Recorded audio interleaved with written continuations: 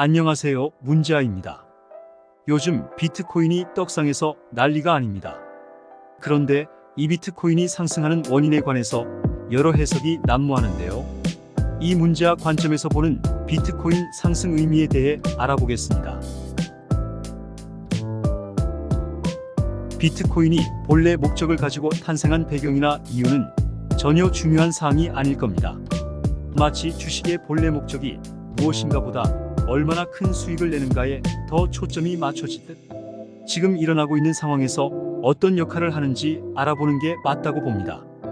주식이란 것도 본의미를 찾아보자면 회사라는 것을 부자만이 할 수 있는 특권이었다면 이걸 주식이란 제도를 가지고 모두가 참여할 수 있는 장을 열어준 것입니다. 예를 들어 10억이란 돈을 가지고 있는 사람만이 큰 음식점을 할 수 있었는데 100만 원만 있어도 10억을 투자한 큰 음식점을 소유하고 운영할 수 있게 만든 거지요.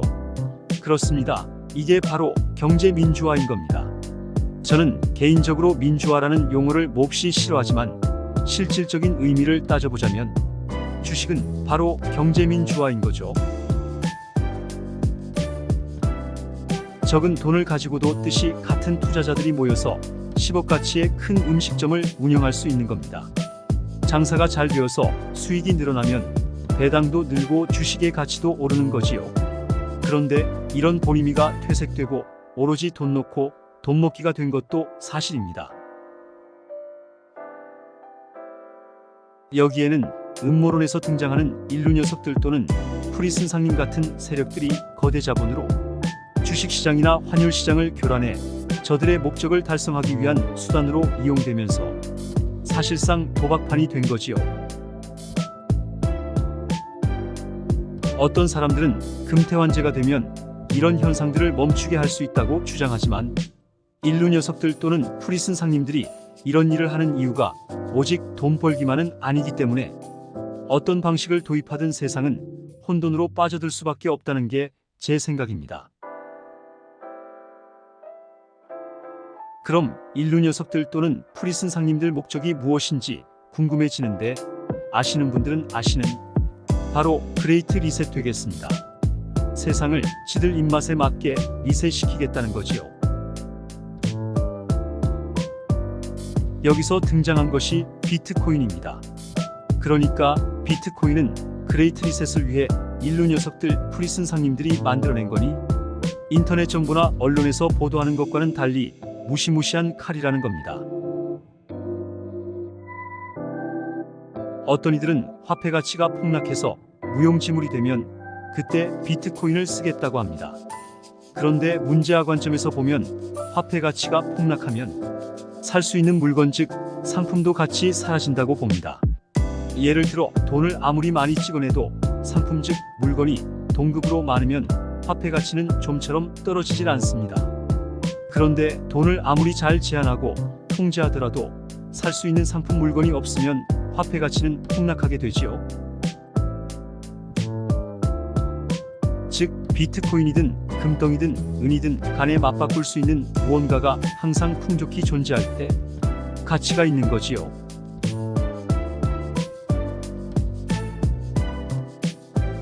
어떤 학자는 모나리자 가격이 1조 원이라면서 모나리자가 1조 원이나 하는 이유는 사람들이 모나리자를 좋아해서 그렇다는군요.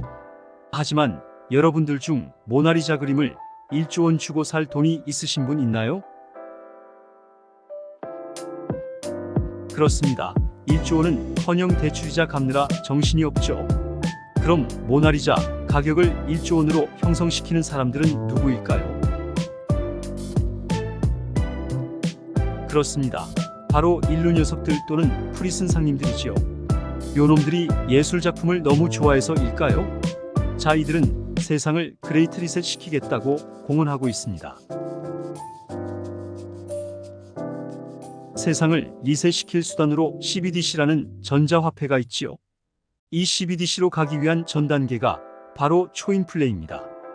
전 세계가 초인플레로 난리가 나야 화폐 개혁을 내세워 CBDC로 갈 수 있으니까요. 즉 비트코인이든 주식이든 금이든 부동산이든 CBDC로 가기 위한 수단인 겁니다.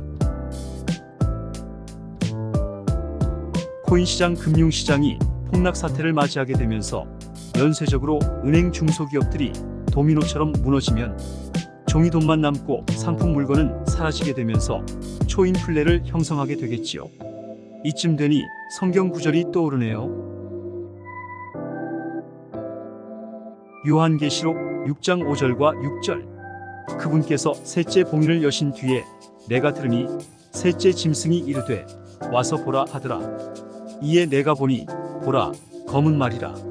그 위에 탄 자가 손에 저울을 가졌더라. 또 내가 들으니 네 짐승의 한가운데서 한 음성이 이르되 1데나리온의 밀한되어 1데나리온의 보리석 되로다. 너는 주의하여 기름과 포도즙은 해치지 말라 하더라.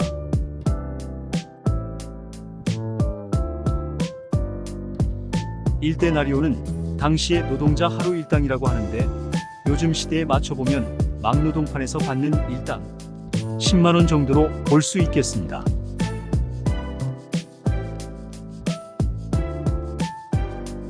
그러니까 밀에서 2kg이 10만원 정도의 인플레가 형성된 거지요. 요한계시록에서 표현하는 초인플레 현상은 바로 CBDC 전 단계입니다.